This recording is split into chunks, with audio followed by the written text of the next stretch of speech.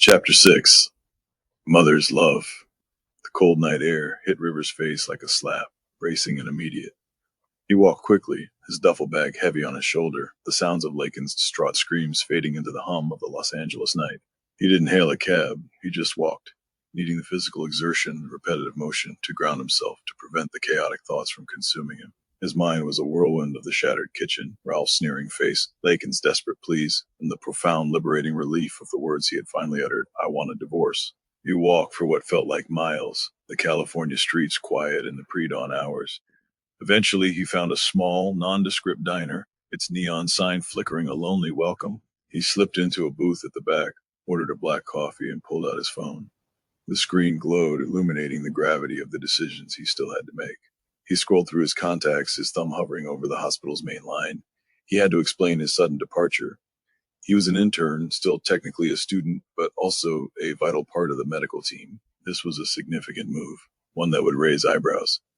He pictured the stern face of Dr. Albright, his program director, a man who valued discipline above all else. He knew he couldn't simply disappear. The waitress didn't ask questions. She didn't smile, just slid the chipped mug across the table like she'd done it 1,000 times for 1,000 other ghosts. He liked that.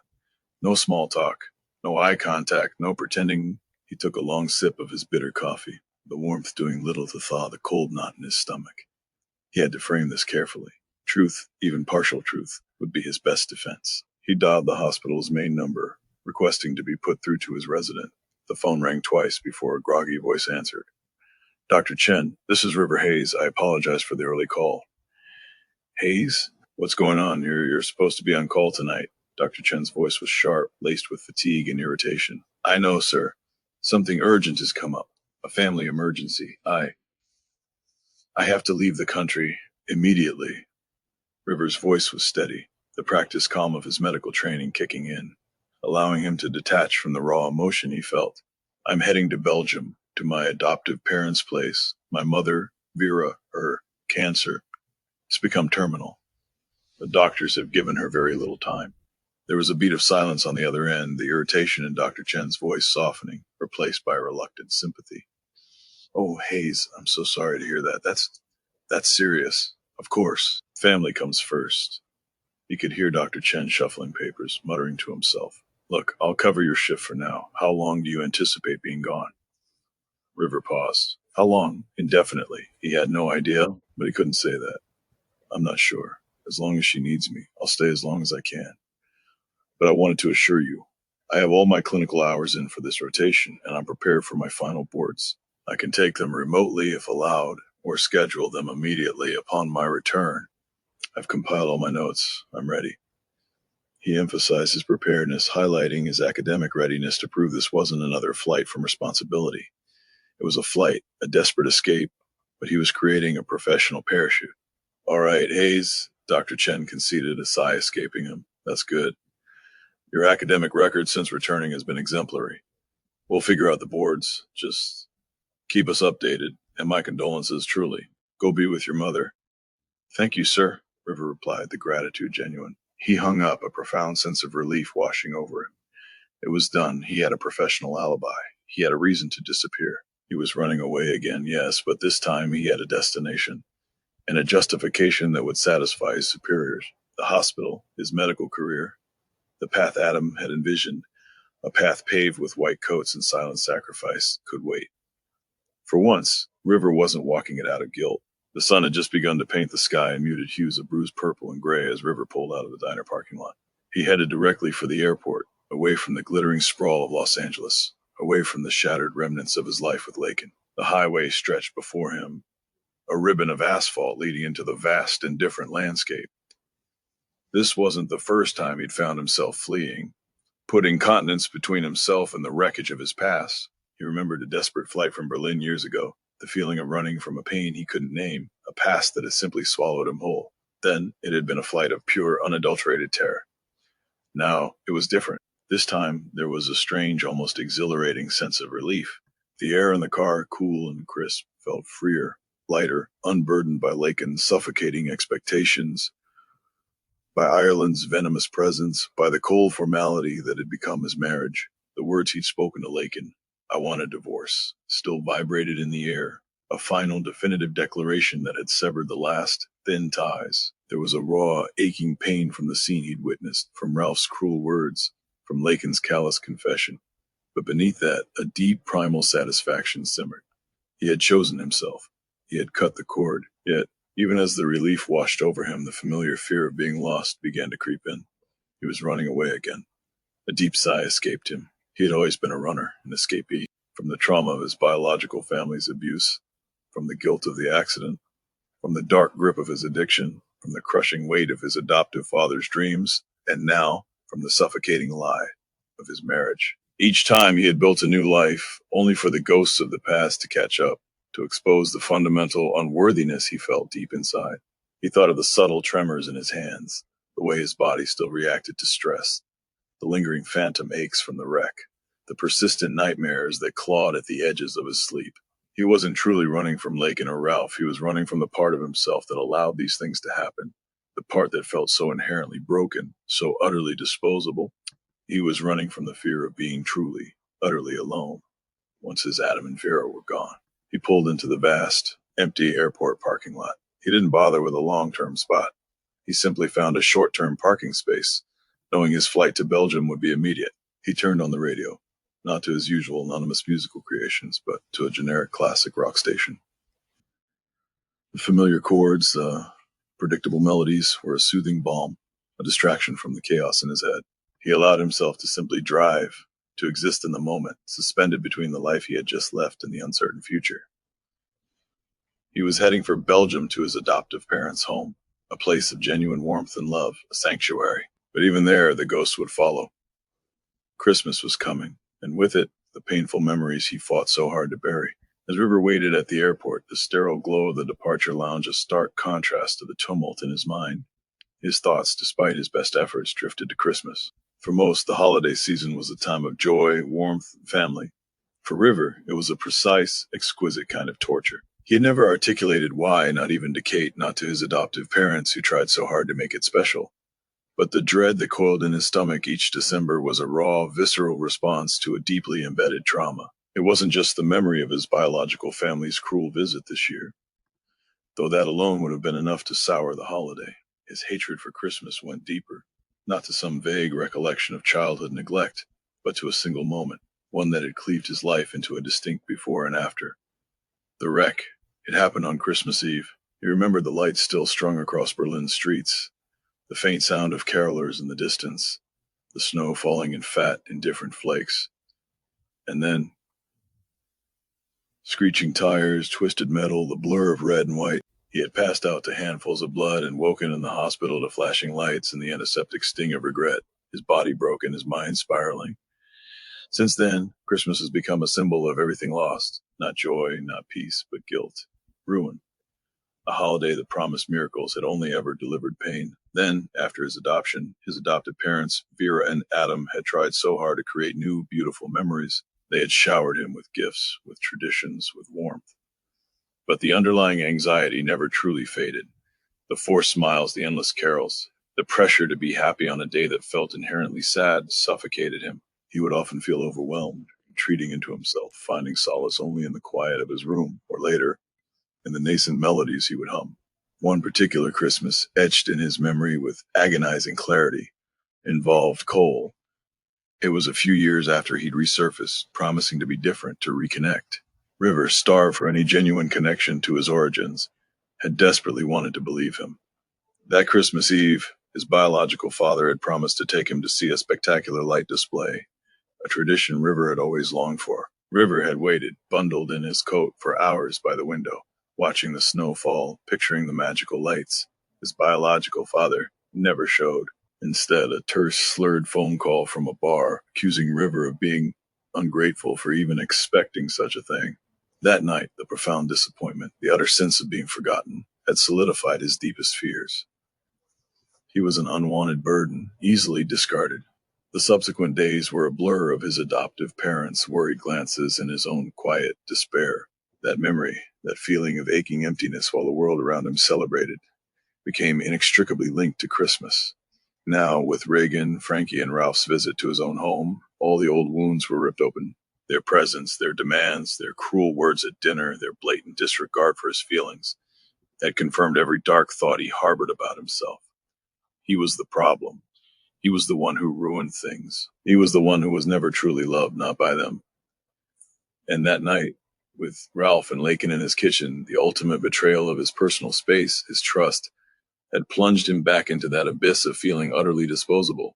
The sight of his brother and wife on his countertops, his expensive, carefully chosen countertops, was just another confirmation of how little he mattered to them. He waited for his flight, the distant hum of the planes a muted soundtrack to his internal torment. But inside of River, it was still Christmas Eve, perpetually cold, perpetually dark, haunted by the specter of abandonment and the chilling echo of his own unworthiness. The long flight was a blur of muted cabin lights and the incessant drone of the engines. A suspended reality allowed River to retreat further into his own mind. His thoughts, despite his best efforts to distract himself with the sterile in-flight entertainment, kept circling back to Regan, his biological mother. He hadn't really known her in any meaningful way. His earliest memories of her were fragmented, overshadowed by a chilling indifference. She was a presence, yes, but one that was often distant, cold, and judgmental. He remembered the sharp glint in her eyes, the way her smile never quite reached them when she looked at him, reserving her genuine warmth for Frankie and Ralph. It was a stark contrast to the enveloping, unconditional love of Vera, a love that had always been his safe harbor. When she had resurfaced in his life, years after his adoption, it hadn't been an attempt at reconciliation, but an intrusion. She hadn't wanted to nurture a relationship, she had wanted something. Access, information, leverage. And always, always, she had used Frankie and Ralph as tools, as pawns in her emotional chess games, subtly manipulating them, encouraging their own resentment and jealousy towards River. He didn't love Regan. The realization was not new, but it was a truth that settled heavily in his chest, cold and hard. How could he? She was a stranger, a source of pain and abandonment. He had tried, in his younger, more naive years, to elicit some flicker of maternal affection from her, some sign that he mattered. Each attempt had been met with her characteristic dismissiveness, a cutting remark about his temper or his sensitivity, reminding him that he was inherently flawed. He was not like her normal children. He was the one who had caused problems, the one she had given away. The cruelest sting came from the comparison she constantly drew. "You're just like your father," she would say, her voice dripping with venom, referring to his biological father, the man who had abused him, exploited him, and then vanished. It was a condemnation, a perpetual reminder of the darkness he carried, the anger he struggled so hard to control. Even when he snapped at Ralph when he beat him at the dinner table, the first thought that flashed through his mind was Regan's accusation, confirming his deepest fear. He was like him. He was a monster. He was the problem. He thought of the look in her eyes last night, the immediate accusation of drug use. It wasn't a concern. It was a desperate attempt to categorize him, to put him back in a box she understood, a box labeled problematic. It was a way for her to absolve herself, to maintain her narrative of being a victim of his supposed flaws. She had always refused to acknowledge her own role in his trauma, in his struggles. The profound sadness of this detachment was a constant companion. He longed for the simple, uncomplicated love of a mother, the kind Vera gave so freely. But from Regan, there was only the ghost of a presence, a cold, critical shadow that haunted his periphery. Felt no love for her, only a weary, heartbreaking indifference. And that in itself felt like another failure, another piece of his soul that was broken. He was incapable of truly loving her, and that made him feel even more unworthy. The plane descended through the gray Belgian sky, the familiar patchwork of fields and quaint towns emerging below. The sight filled River with a mix of relief and a profound sense of coming home, a comfort he rarely experienced anywhere else. But even as the wheels touched down, the familiar fear, a silent, persistent hum, began to prickle at the edges of his consciousness. He found a quiet corner in the bustling Brussels airport, the murmur of French and Dutch swirling around him, comforting anonymity compared to the intense scrutiny he'd felt in Los Angeles. He needed to make another call. This one, unlike the one to Dr. Chen, filled him with a different kind of anxiety, a tender fear that mingled with the deep love he felt. He pulled out his phone, his thumb hovering over Vera's contact. His adoptive mother. His anchor, the only person who consistently made him feel safe, truly seen, truly loved, without judgment or expectation. He knew she was sick, terminally ill, and the thought of her fragile health, coupled with the emotional turmoil he was in, made his hand tremble. He hadn't wanted to worry her further, but he couldn't keep this to himself. He needed her. He pressed the call button. The phone rang twice, then 3 times, each ring amplifying his anxiety. What if she was already too weak? What if he was disturbing her rest? Then her voice, soft and warm, answered, tinged with a slight tremor of weakness that sent a fresh pang through his heart. River? Honey, is everything all right? I just spoke with your father. We were worried about you after last night with your biological family. And then Lakin called, absolutely furious. Her voice, though gentle, held a thread of concern, a quiet understanding of the unspoken tension that had permeated his home, even across the Atlantic. Mom, Rivers said, his voice raw, thick with unshed emotion. He swallowed hard, trying to steady it. No, everything's not all right. I left for good. We're getting a divorce. And the scene with Ralph and Lakin last night, it was bad, Mom. Really bad. I couldn't stay. I just couldn't. I need to come home. I'm already here. I just landed in Brussels. There was a moment of silence on the other end, a beat of profound understanding. Vera didn't ask why or what happened in detail. She just waited, her quiet presence a comforting invitation to unburden himself. Her empathy a stark contrast to the cold indifference he had just escaped. Oh, River, Vera sighed, a soft, heartbroken sound that twisted his gut. My poor boy. I'm so sorry, darling. I was so worried about you being there with them, in your own home. It was wrong of Lakin to invite them without consulting you. I had a feeling this would happen. You always say it becomes a disaster. Her words, spoken with a gentle understanding, acknowledged the unspoken history of manipulation and disappointment that had scarred River for years. She remembered. She knew the pain. I know, Mom, he managed, grateful for her immediate, unwavering support. I'm on my way now. I need to see you. I need to see Dad. I need to be there. He needed their love, their grounding presence, before the sheer weight of his loneliness, his unworthiness completely consumed him. We'll be here, sweetheart, Vera promised, her voice unwavering, filled with unconditional love. Your father and I will be waiting. Take your time, get a taxi. We love you so much. He hung up, a profound sense of relief washing over him, followed by a familiar, painful tightening in his chest. He was going home, the only place he truly belonged. But the knowledge of Vera's illness, the ticking clock, cast a shadow over even this longed-for reunion. He was running to them, but soon he knew he would be running from their inevitable absence. A taxi carried River through the quaint, familiar streets of the Belgian town where his parents lived. The cobbled roads and old stone houses a stark contrast to the sprawling modernity of Los Angeles. The sights and sounds of his childhood homeland were a soothing balm, yet a different kind of anxiety began to settle over him, a quiet tension specific to his relationship with his father. Adam was a good man, a steady, unwavering presence throughout River's life. He was kind, patient, and deeply loving, but he was also a man of few words, especially when it came to emotions. His love was shown through quiet acts of service, fixing a leaky faucet, meticulously tending their garden, making sure River's car was always serviced, attending every school concert, every graduation. He was the rock, the silent strength that had held their family together, especially during River's turbulent years after the accident and his descent into addiction. River loved him fiercely, profoundly. But they didn't talk about emotions, not really. Not about the accident, not about the abuse from his biological father, not about the deep-seated fears River carried. Adam would listen patiently, his hand often resting on River's shoulder, a silent gesture of support. But words, especially words of deep comfort or shared vulnerability, were rare. River admired his quiet strength, yet sometimes, in his darkest moments, he longed for Adam to articulate the pain, to give voice to the fears River himself couldn't always express. He yearned for the unspoken to be spoken, for the silence to be filled with understanding, not just quiet love. As the taxi pulled onto the familiar tree-lined street, a knot formed in River's stomach. He pictured Adam now, probably fussing over Vera, making sure she was comfortable, preparing for his arrival.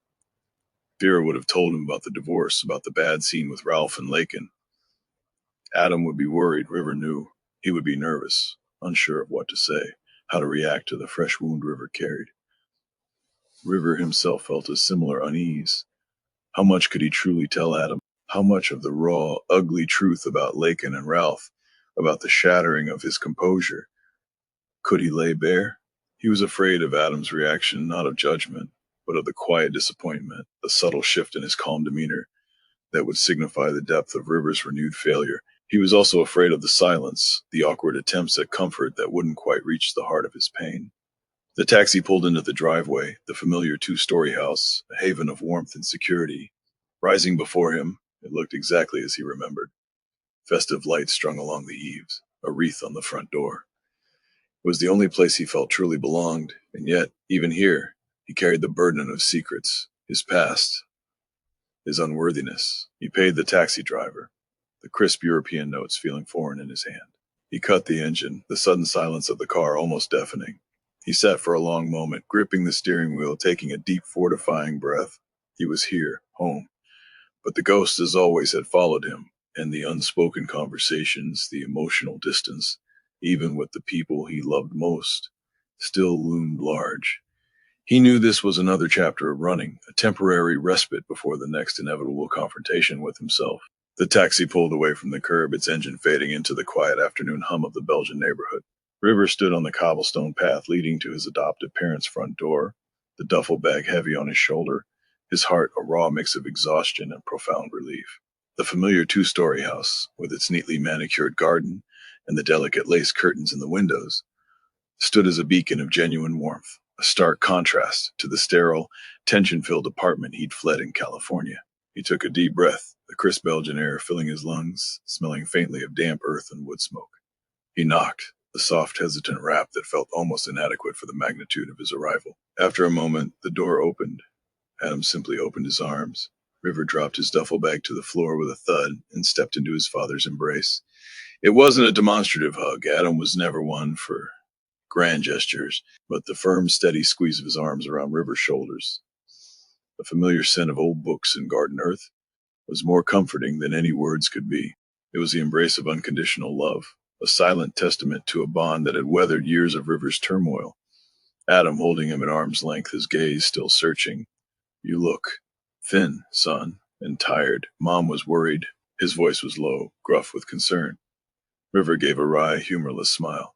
"It's been a long couple of days. Longer than that, actually." He glanced around the entryway, his eyes instinctively seeking out his adoptive mother. "Where's Mom?" His silver hair, usually meticulously combed, was slightly disheveled, and the lines around his eyes seemed deeper, etched with fatigue. He was a man, built of quiet strength, his presence a comforting anchor. But today, River could see the strain, a flicker of surprise, then immediate concern crossed Adam's face. He didn't speak, but his eyes, usually so calm, searched River's face with an intensity that needed no words. "Dad," River managed, his voice thick with unshed emotion. The simple word felt heavy, laden with all the unspoken pain and the desperate need for comfort. Adam's face, already strained, creased further. He sighed, a heavy sound. "She's resting. In bed. She had a difficult night." He led River into the living room, a space filled with beloved antique furniture and framed family photos, each one a warm memory. The air here was gentle, scented with Vera's favorite lavender, a stark contrast to the cloying perfumes and bitter animosity of his California life. "She's been sleeping a lot more lately," Adam continued, his voice quiet. "The treatments, they're taking their toll. She wouldn't want you to worry." He motioned for River to sit on the worn velvet sofa, then pulled up a nearby armchair. River sat down, a cold dread seeping into his bones. He knew Vera was sick, terminal even, but he hadn't fully grasped the extent of it from their phone calls. He had minimized it, perhaps to protect himself from the fear of losing her. He realized then that the reason she hadn't come to the door was not just that she was resting. It was worse. "How bad, Dad?" River asked, the words barely a whisper. He felt a sudden, sharp pang of guilt. He had been so consumed by his own misery, his own escape, that he hadn't truly seen the fragile reality of her health. Adam sighed again, running a hand through his thin hair. "The doctors say it's progressing faster than they anticipated. We're just trying to keep her comfortable now. She has good days, but the bad ones are becoming more frequent." He met River's gaze, his eyes holding a profound sadness. "She's very weak." The words landed heavily, confirming River's worst fears. He closed his eyes for a moment, pressing his thumb and forefinger against his temples, trying to ward off the sudden wave of despair. I I'm so sorry, Dad. I didn't realize. Adam reached out, his hand resting on River's knee, a familiar, comforting gesture. Don't be. You have your battles to fight. We know that. He paused, his gaze softening, then a flicker of something almost like satisfaction crossed his face. About Lakin. River stiffened, bracing himself for judgment, for the inevitable questions about the chaos he'd left behind. Adam leaned forward slightly, his voice dropping. Vera's upset about her. Said she spoke to her on the phone after you left and she was quite agitated. And the way she acted, inviting your biological family to your home without your consent. It was manipulative. He shook his head, a rare display of open disapproval. Honestly, River, I never liked her anyway. Not really. She was too polished, too cold, and she always seemed to want something from you that you couldn't give. River's jaw dropped, stunned. Adam, a man who rarely expressed strong opinions, especially negative ones, was being remarkably blunt. You didn't? No, Adam confirmed with quiet certainty. From the moment you introduced her, I had my doubts. Vera tried to be more charitable, but I saw it. She didn't see you, River. Not truly. She saw an opportunity, a project. I'm sorry you had to go through that, but I'm glad you left. River stared at his father, a knot of emotion tightening in his throat. Adam saw it. He understood. And he was glad. That simple truth washed over River like a balm. Adam's words, I never liked her anyway, hung in the quiet living room, a surprising and profound relief that settled deep in River's chest. It was a rare, almost unprecedented moment of blunt opinion from his usually stoic adoptive father. River found himself swallowing hard, tears pricking at his eyes, not from sadness, but from a profound sense of being seen and understood. Adam shifted in his armchair, clearing his throat. He looked at River, his gaze soft but direct. Listen, son, there's something I've wanted to say to you for a long time now. River braced himself. He knew what was coming. The words weren't spoken yet, but the weight of them hovered between them. It was about that night, the night after the accident, the night that had shattered what little trust remained between them. After the accident, Adam began, his voice low, his eyes distant. When things get difficult, when you're drinking and that other habit became too much, Vera and I, we didn't know what to do. We were old. We couldn't handle it anymore. The fear, the heartbreak. We had to make a decision. River remembered. He remembered everything. The spiral after the wreck, the haze, the disappearances, the aching hollowness that alcohol and pills only barely numbed. He remembered coming home one night, wild-eyed and desperate, and seeing the terror on Vera's face and the sorrow in Adam's. Adam's voice dropped further. You needed help, River. Help we didn't know how to give. And I said things I regret. River closed his eyes. He could still hear it. You have become stupid, River. So terribly, foolishly stupid. This is not the boy we raised. You ruined Kate's life.